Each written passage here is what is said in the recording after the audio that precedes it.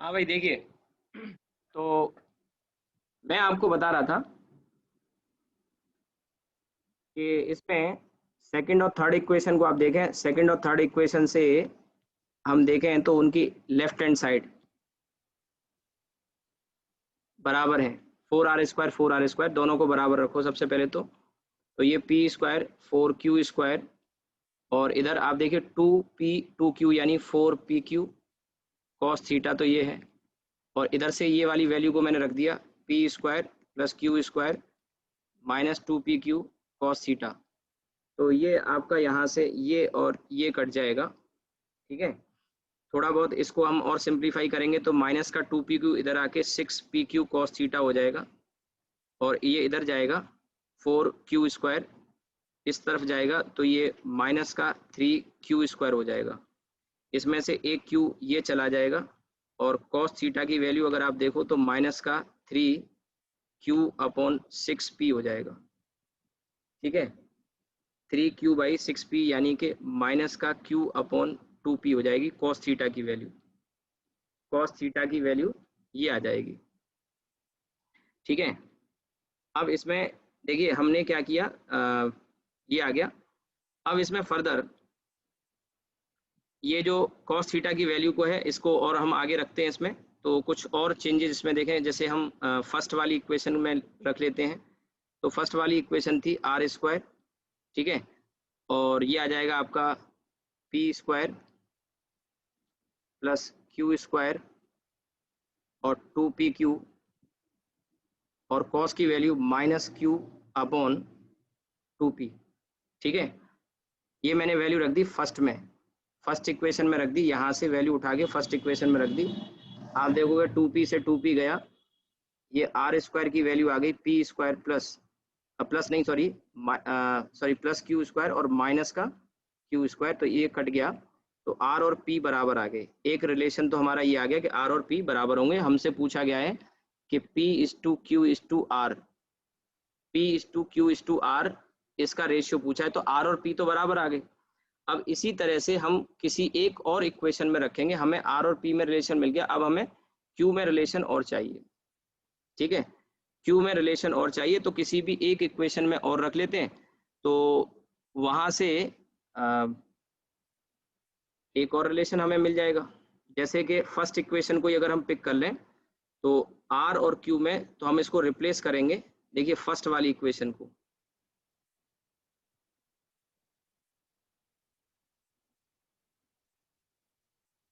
तो ये है आपका यहाँ से r², और p की जगह q रख p सॉरी p और r बराबर है, राइट। p और r बराबर है, तो मैं फर्स्ट इक्वेशन में r की जगह p रखता हूँ। आप मेरी बात समझे, r की जगह मैं p रख लेता हूँ। p², इधर आएगा p², और क्या आएगा q² +2pq, और इसके साथ साथ आ जाएगा ये आपका -q/2p। सो आई गेस ये तो कैंसिल आउट हो जाएगा, कुछ नहीं मिलना यहाँ से। तो एक काम करते हैं हम, सेकंड वाली इक्वेशन में रख लेते हैं, है ना। क्योंकि हमको अब q चाहिए, तो हम एक काम कर लेते हैं, सेकंड वाली में ट्राई मारते हैं। तो 4r² की जगह 4p² हो जाएगा, 4p², और इधर आ जाएगा आपका p² +4q², और इधर आ जाएगा 4pq, और cos थीटा की जगह -q/2p, राइट। तो p से p गया, इससे ये 2 टाइम्स चला जाएगा। अच्छा, इसको हम इधर ले आए तो ये 3p² आ जाएगा, इधर 4q² आ जाएगा, और यहाँ से आई थिंक माइनस का 2q² बन गया ये। तो अब देखिए जो रिलेशन आया 3p² और ये आपका 2q²। तो आगे इसको सॉल्व करेंगे तो √3p ये और √2q ये। सो अब हमें पी क्यू आर का रेशियो चाहिए, ठीक है। तो आप एक काम कर सकते हो, सारे वेरिएबल्स को पी के टर्म्स में निकाल लो। जैसे आर की वैल्यू पी के टर्म्स में आ गई, क्यू की वैल्यू भी पी के टर्म्स में ही निकाल लेते हैं, 3/2 और p, राइट। अब हमको लिखना है p/q/r, तो p की जगह तो p आ जाएगा, q की जगह ये आ जाएगा कितना, √3/2p, और r की वैल्यू तो p थी, तो ये फिर आपका आ गया, p को हटा दो, 1:√3/2:1, ऐसा आंसर आ जाएगा। आप पूरा इसको देख लो, अच्छा सवाल है। ये प्रीवियस ईयर में शायद AIEEE वगैरह में मेरे ख्याल से शायद आया है, किसी बच्चे ने ही पूछा था। पहले तो मैं आंसर टैली कराता हूँ आपको। क्वेश्चन था ये 19 वाला, ठीक है।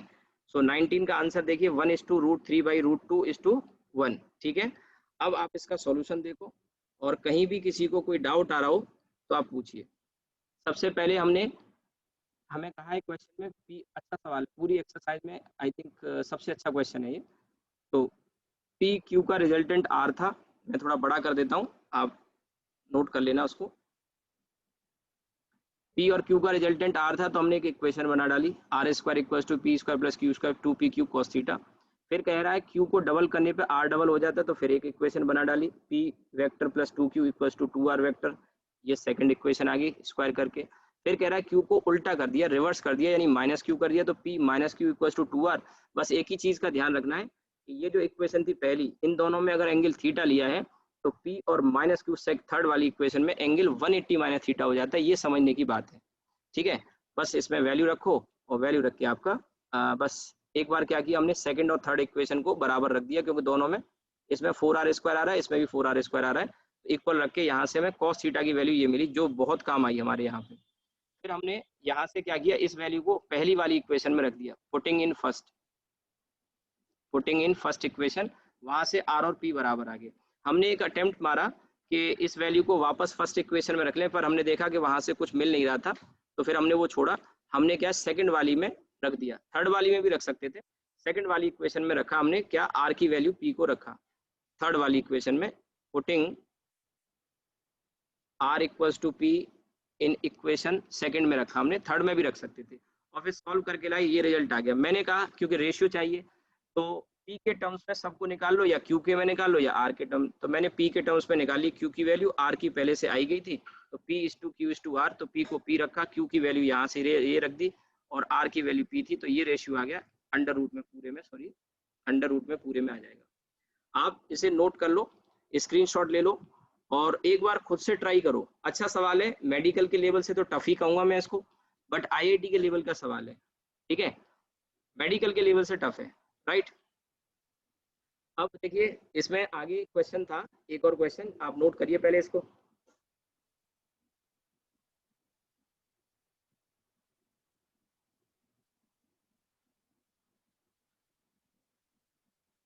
चलिए मैं आगे बढ़ रहा हूँ, आपने स्क्रीनशॉट ले लिया होगा। इसके बाद जो डाउट पूछा था मुझे एक बच्चे ने, ये क्वेश्चन नंबर 20 आई थिंक गौरव तुमने पूछा था। ये देखो आसान है वैसे, हो सकता है क्वेश्चन समझ में ना आया हो। क्वेश्चन 20 में क्या बोल रहा है, अच्छा ऑलरेडी स्क्रीनशॉट है हमारे पास, तो एक इसका हटा देता हूँ मैं फिर इसको। हाँ ये देखिए क्वेश्चन 20 में क्या कह रहा है, rectangular component of A vector R. अगर हमें किसी वेक्टर के कंपोनेंट दे रखे हैं पहले से पता है, तो वो वेक्टर बहुत आसानी से लिखा जा सकता है I कैप J कैप के फॉर्म में। यानी एक वेक्टर है, मान लो उसका नाम है, एक वेक्टर है उसका नाम है ए वेक्टर, ठीक है, और उसके दो कंपोनेंट है 2 और 2, ये इसके कंपोनेंट है, तो आप इसको लिखोगे 2i + 2j, ठीक है। इसी तरह से दूसरा वेक्टर बी है, जिसके रेक्टेंगुलर कंपोनेंट 1 और √3 है, यानी 1i कैप और √3j कैप। 1i को सिंपली i लिख सकते हो। फिर कह रहा है एंगल बताओ। अब बताओ इसमें पूछोगे तुम, मुझे तो नहीं लगता पूछना चाहिए, cos थीटा होता है A vector dot B upon A B. तो अब इनका डॉट कर लोगे, तो i का i के संग 2 और j का j के संग 2 और 2√3।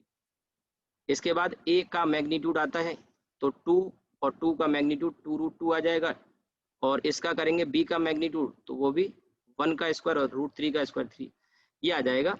और इसको जब आप सॉल्व करोगे, ठीक है, तो 2 कॉमन आ जाएगा और एक ये कट जाएगा। सो आई थिंक ये आ गया 1 + √3 अपॉन 2√2, ये cos थीटा की वैल्यू आ गई, ठीक है।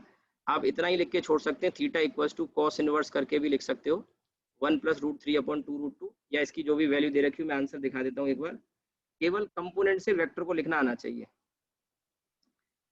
ये 20th की value theta equals to cos inverse 0.97 है ना, तो आप इसको सॉल्व कर लेना, 0.97 इसकी वैल्यू आ रही होगी, सॉरी इसकी वैल्यू आएगी सॉल्व करके 1 + √3 अपॉन 2√2 जब करोगे ना, तो ये आ जाएगा आपका, कितना आ जाएगा, √3 होता है कितना होता है √3, ठीक है।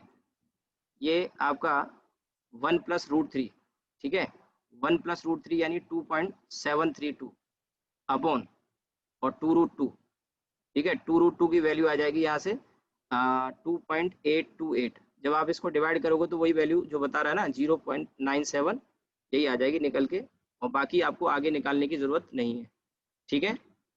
यहाँ तक समझ में आ गया?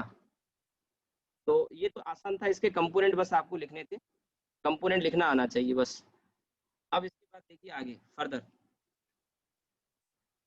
ये 20 हो गया, 21 नहीं, इसके बाद पूछा था ये तो 22वां तो आसान है, ये मैं उस दिन करा भी रहा था आपको, ध्यान से देखिए 22वें क्वेश्चन में पूछा है ये परपेंडिकुलर, तो अल्फा की वैल्यू बताओ AIPMT में। यहाँ देखिए ये AIPMT में ही 4J पहले वाले का दे दिया, तो बच्चा जल्दी में क्या करेगा, परपेंडिकुलर तो इनका डॉट प्रोडक्ट निकालेगा, और जब डॉट प्रोडक्ट हम निकालेंगे, ठीक है, तो 2 और 4 का कितना हो जाएगा, 2 और 4 का कितना हो जाएगा, 8 हो जाएगा, ये गलती करेंगे, और इधर 3 और 4 का करेंगे माइनस का 12 करेंगे, और इधर 8 अल्फा कर लोगे आप, तो ये गलत हो गया ना, क्योंकि हमने आई का आई के संग नहीं किया, जे का जे के संग नहीं किया, करना ये था, तो ये आता माइनस का 8 और प्लस का 12 आता, ठीक है, और फिर इसके बाद में 8 अल्फा, तो आंसर आपका ठीक चेंज साइन के साथ आएगा, डिफरेंट साइन के साथ आएगा। बात समझ में आ गई? ठीक है, तो ये आपका क्वेश्चन हो गया, ठीक, तो 20वां हो गया। इसके बाद अगला क्वेश्चन आई थिंक पूछा था इसमें, और कौन सा क्वेश्चन पूछा था,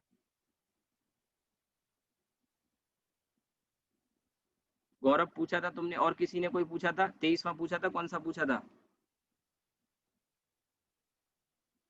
गौरव, और किसी बच्चे ने पूछा था? मैंने यहाँ से अलाउ कर दिया, आई थिंक आप बोल सकते हो। सर 23 बताना सर। 23। 23, चलो 23 देखते हैं, इसको तो मैं हटा देता हूँ, इसमें तो कुछ खास था नहीं, केवल कंपोनेंट से वेक्टर लिखना आना चाहिए आपको।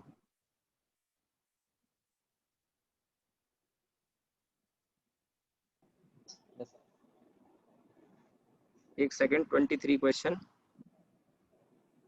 हाँ देखो 23 में क्या कह रहा है, two vectors a and b have equal magnitude if the magnitude of a vector plus b is equal to n times the magnitude of a minus b, then the angle between a vector and b vector। समझो, ये कह रहा है a vector plus b का जो magnitude है ना, a vector plus b का मैग्नीट्यूड है वो a माइनस b के मैग्नीट्यूड से n गुना है, n टाइम्स है, ठीक है, n टाइम्स है,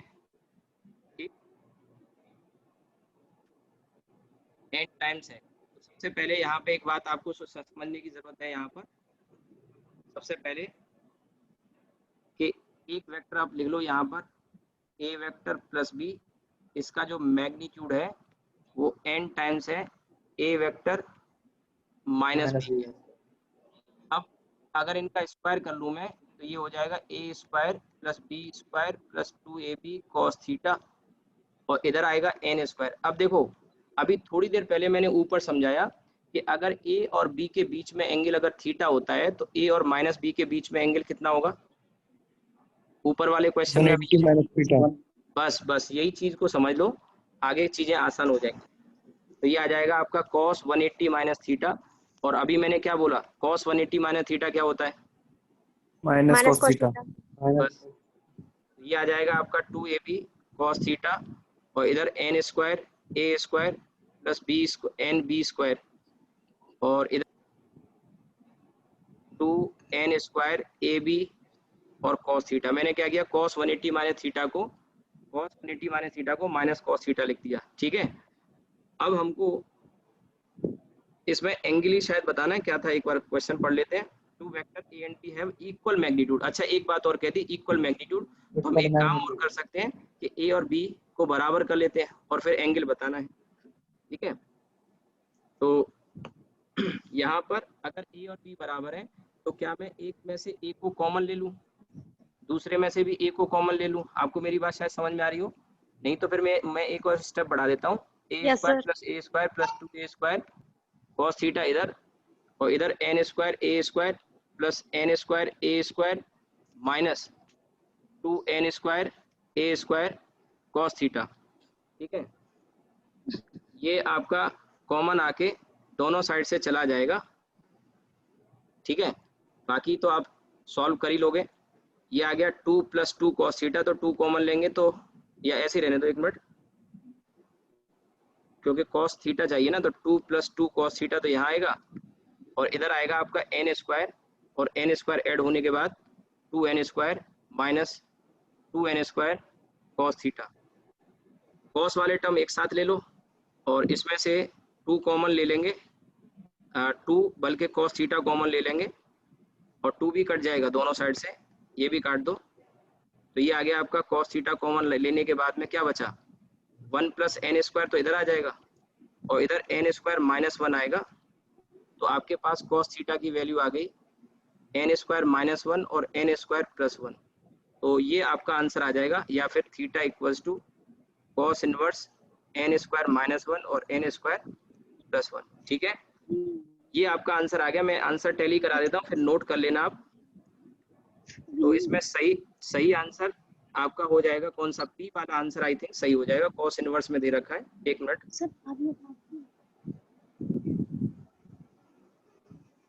कहाँ गया, 23 का बी हमने क्या निकाला है, और इसमें ऊपर यही है n स्क्वायर -1, तो बी वाला आंसर आपका हो जाएगा। आप अब इसको नोट कर लो, अगर कोई डाउट हो किसी को भी, बस एक ही चीज का ध्यान रखना, अगर a + b के बीच में एंगल थीटा होता है, तो a - b के बीच में एंगल 180 - थीटा होता है।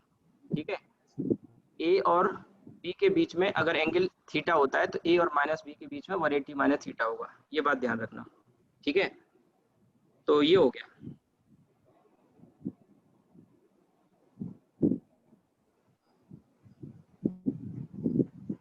ठीक,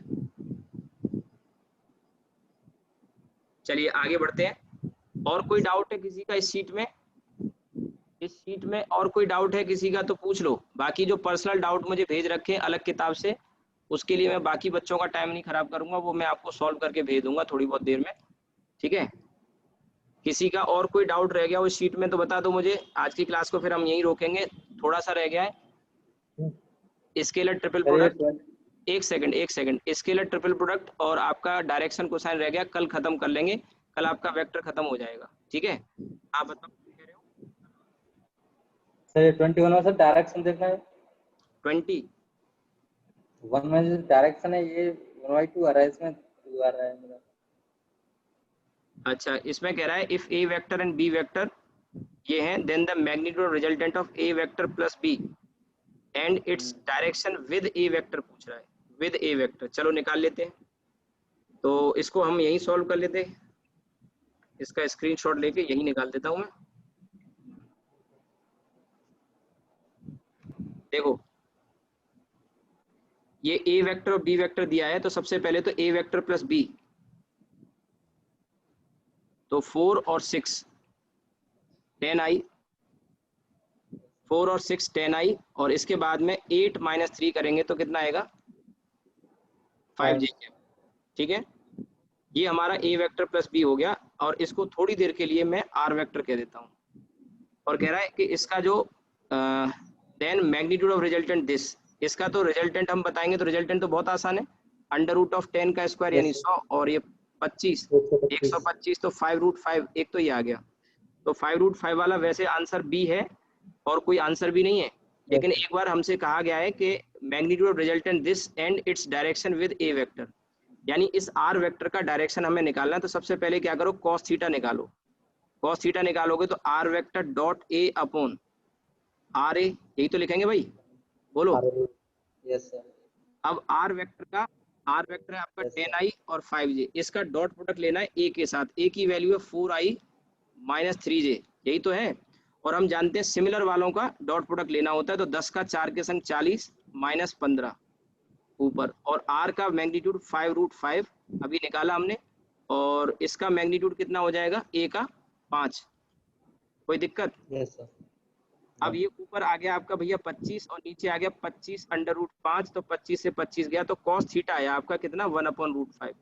आंसर cos में नहीं दिया है, आंसर किस में दिया है 10 में। अब देखो आगे कभी भी सभी बच्चे ध्यान दें, अगर आपको आता है बहुत अच्छी बात है, ना आता हो तो मैं एक आसान तरीका बता रहा हूँ कि cos थीटा हो तो उसे sin थीटा tan थीटा की वैल्यू आराम से निकाल सकते हो।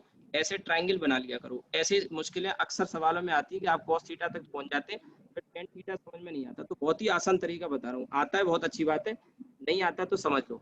ये cos थीटा होता है आपका बेस अपॉन हाइपोटेन्यूज। तो बेस की वैल्यू 1 है और हाइपोटेन्यूज की अंडर रूट 5 है। तो ये वाली साइड कितनी आ गई? 2 आ गई। अब आपसे मैं पूछूं tan theta, Pythagoras theorem use करी ना हमने, और tan थीटा जब आएगा परपेंडिकुलर अपॉन बेस आ जाएगा। तो tan थीटा यानी tan इनवर्स कितना आ गया? 2। अगर मान लो इसमें जैसे क्वेश्चन नंबर 23 था, आप क्वेश्चन नंबर 23 देखो तो उसमें साइन इनवर्स करके भी एक ऑप्शन दिया है, साइन सी और डी ऑप्शन साइन इनवर्स में। तो मान लो इस वाले क्वेश्चन में भी साइन इनवर्स में आंसर होता सपोज, तो साइन निकालते तो साइन थीटा की वैल्यू निकाल लोगे कि नहीं? साइन थीटा की value under root 2 upon under root 5 आ जाती। तो साइन थीटा में भी अगर आंसर दिया हो तो कोई मुश्किल आएगी आपको? नहीं सर। ठीक है, समझ में आ गया? यस ठीक है, तो आंसर तो सही है, इसका बी ही होगा। हालांकि एक और चीज बताऊं, देखो अच्छी बात है आपने पूछा, हो सकता है कि ये आप यहाँ तक पहुंच भी गए होगे, इसके आगे दिक्कत आ रही होगी। किया था यहाँ तक कि नहीं किया था? Yes sir. इतना आ रहा था आंसर? हाँ ठीक है। अब मैं देखिए ये पूछने का एक फायदा हुआ कि आपको आगे कभी 10 में अगर वैल्यू निकालनी हो तो कैसे निकालनी है, इसका एक तरीका आसान सा पता लग गया। लेकिन नेक्स्ट टाइम के लिए मैं बता रहा हूँ कि आपको टाइम बचाना होता है। आपका ये आंसर मैच कर रहा है 5√5, राइट? और दूसरा कोई ऐसा आंसर है नहीं 5√5 किसी और में, तो आपको सेकंड वाले इसको चेक करने की जरूरत ही नहीं, क्योंकि एक आंसर मैच करके बाकी किसी में है नहीं तो सीधे टिक कर दो। एग्जाम के लिए बता रहा हूँ, वहाँ टाइम बचाना होता है आपको। ठीक है, और मेरे ख्याल से बाकी क्वेश्चन आपने कर लिए होंगे, फिर भी कोई डाउट हो पूछ लेना। वेक्टर की डीपीपी यही है, 2 ही डीपीपी दिए हैं, लेकिन कुछ इसमें छोटे छोटे टॉपिक हैं, जैसे स्केलर ट्रिपल प्रोडक्ट टीचर नहीं पढ़ाते, डायरेक्शन कोसाइन नहीं पढ़ाते।